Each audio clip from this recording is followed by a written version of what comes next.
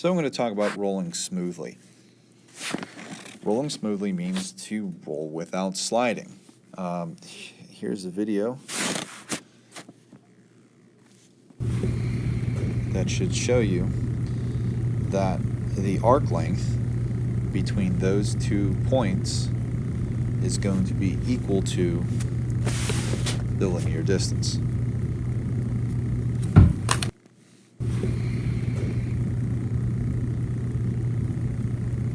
Now that tape is basically just lifting particles of itself straight up and straight down with respect to the table. In that circumstance, we have that the arc length is equal to theta r, where theta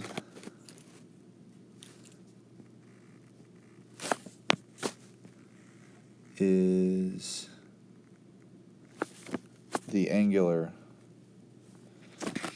distance from the center to those lines. All right, so that's theta. Now that would be the arc length.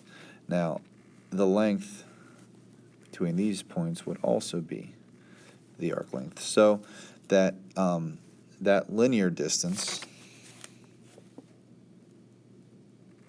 is related to the speed at which the object is moving, and specifically it's going to be the speed of the center of mass, which is going to be in that space within that hoop.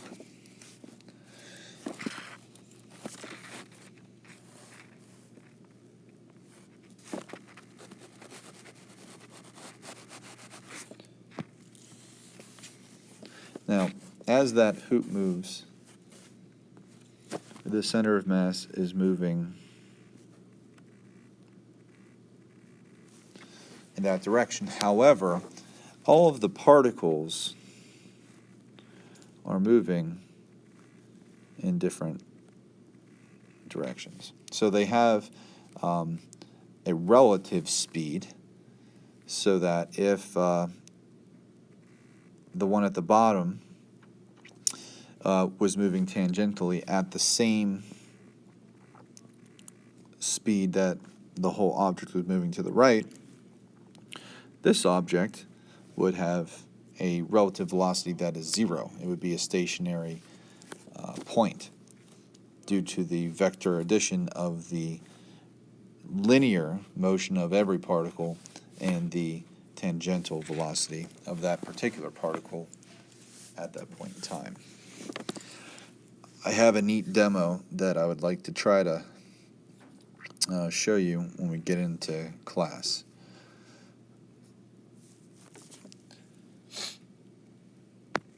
And it'll show that that point is a stationary point, which is pretty interesting. We always use a point P for the point of contact between the rolling object and the surface. Now, when the object does not roll smoothly,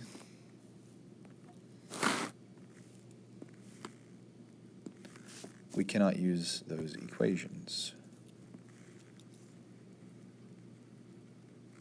And definitely becomes more of a challenging problem.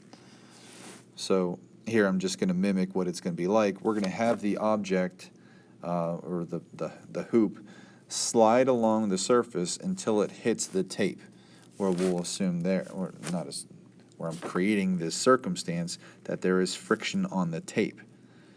So on the surface, mu is equal to 0. Mu on the tape, is greater than 0. So as this object is sliding towards that, eventually it'll start to grip. The friction is going to resist the sliding motion, and it will create a torque that will start the object to rotate. However, you can see that the rotational displacement, the arc length, is not matching up with the linear distance. And I think you can reason out why. So in that case, when there is sliding, it cannot be considered rolling smoothly. And again, rolling smoothly is the extreme case where we have a perfectly smooth, round object rolling on top of a perfectly smooth surface. In the next video, I'm going to look at the combination of rotation along with translational motion or linear motion.